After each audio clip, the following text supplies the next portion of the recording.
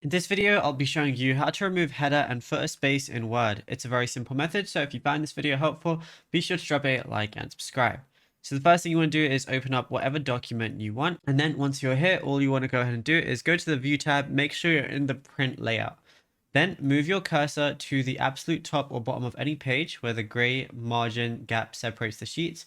And your cursor will transform into a double arrow icon featuring two small squares. And then what you want to go ahead and do is double click your left mouse right on that border line. So you just want to go right on that border line right here. Then you're going to see this page setup. Now, Word will instantly collapse every header and footer, squeezing your text blocks together. And that's going to be for a clean, continuous reading view. And then over here, we're going to be able to merge our properties. So here we have our margins. So let's say we do like 0 centimeters, 0, 0, and 0. Now we have 0 margins, so now we can press OK, and our header and footer is going to be as small as possible.